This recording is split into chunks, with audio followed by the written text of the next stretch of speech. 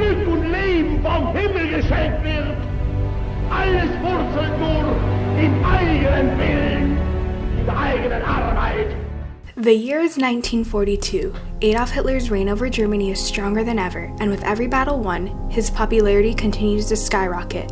Yet with Hitler's dictatorship, Germany's citizens had nearly every part of their life controlled by the government. From news media to education, Nazi ideology was spread in the form of propaganda and lies, with the mass majority of German citizens giving it their full support. Yet, hidden in the shadows was a small passive resistance group determined to fight these fascist Nazi ideals. They believed that it was the duty of a citizen, even in the times of war, to stand up against an evil regime, especially when it was sending hundreds of thousands of its citizens to their death. This is their story.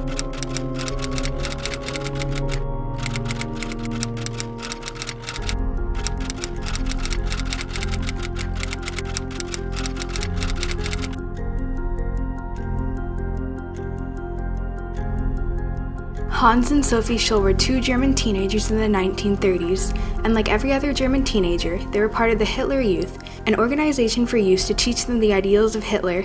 This made them and the rest of German youth believe that Hitler was helping lead Germany back to greatness. However, their parents did not share the same views, their father telling them that Hitler was leading Germany down a path of destruction. Their father encouraged them to read banned books by non-Iran authors and talk to them about taboo issues such as concentration camps. Gradually, they both began to realize what their father said was true. They were not Jewish, but they were good, righteous German people who saw these things, but unlike a lot of Germans, saw a lot of evil in it. They didn't see something that apparently most Germans saw, and that is some sort of evil in controlling the Jews or passing or enacting laws against them, and most Germans were okay with it. The Scholl siblings began to share their feelings with a few of their close friends, Christoph Probst, Alexander Schmorell, and Willy Graf, who went to school with them at the University of Munich. This group of medical students, which had fostered deep friendships through similarities in profound subjects beyond their shared interest in medicine, initially avoided the topic of politics altogether. However, as the Nazi regime became increasingly oppressive, the group realized the need of taking action. Organized resistance was out of the question, though,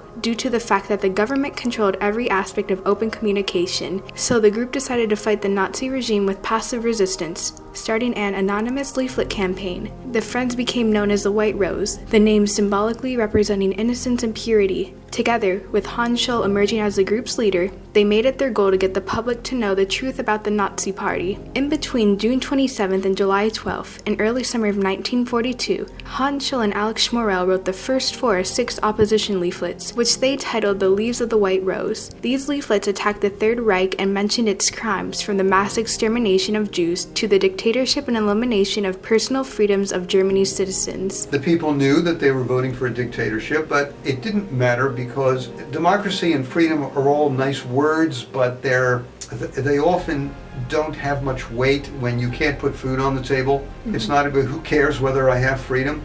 I can't feed my family, so that becomes paramount. And besides, they didn't have any experience with democracy anyway. Producing and distributing leaflets sounds like a simple task, but in reality, it was not only challenging, but also posed extreme risk. Due to war rationing, paper was scarce, and buying paper in large amounts raised suspicion. The members of the White Rose worked tirelessly, cranking a hand-operated duplicating machine repeatedly to create leaflets, which they then stuffed into envelopes, stamped and mailed from different locations in southern Germany. Recipients of the leaflets were chosen from telephone directories and were usually scholars, medics, and pub owners in order to throw off the investigation of the Gestapo, which was Germany's secret police. Hundreds of leaflets were also left at the University of Munich, left for the students to find the next day. These leaflets caused a remarkable reaction among the student body, for this resistant literature challenged the regime's authority and stimulated ideas of opposition among young people.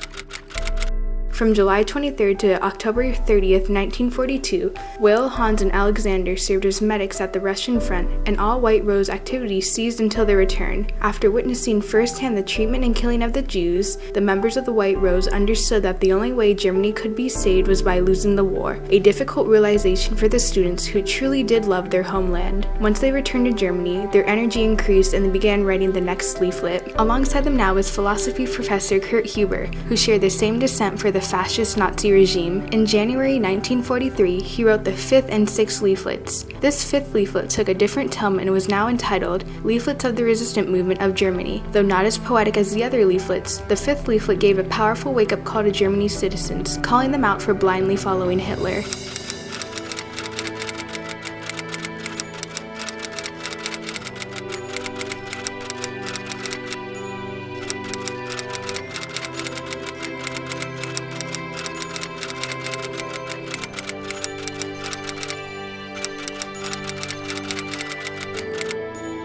On 3 nights in February 1943, the 3rd, 8th, and 15th, Hans, Alex, and Willie took part in the most dangerous of all the White Rose activities. The three men used tar and paint to write slogans on the side of houses on Ludwigstrasse, a main street in Munich near their university. They wrote, "Down with Hitler, Hitler mass murderer, freedom," and drew out cross swastikas, hoping to draw out even more public attention to the evil of the Third Reich. On February 18, 1943, Hans and Sophie decided to distribute the final leaflets throughout the University of Munich. As they were beginning to leave the building, they realized that they had a couple of leaflets left over and decided to return and drop the final ones remaining from the courtyard above. Unbeknownst to their fatal decision, they dropped the leaflets, getting caught in the act moments later by a school janitor. They were then arrested on the spot by the Gestapo. During his arrest, a draft for the 7th leaflet written by Christoph Probst was found in Hans Scholl's pocket, promoting the capture of Christoph. On February 22, 1943, just 4 days after their arrest, the Scholl siblings and Christoph Probst stood trial in Hitler's People's Court, a court established to eliminate the enemies of Hitler, usually by death sentence. Judge Roland Freisler, who came all the way from Berlin for the trial, could not understand what had corrupted these German youths. After the Scholls were convicted and sentenced to death, of course, by a guy named Roland Freisler. Roland Freisler was a Nazi judge, referred to often as the hanging judge.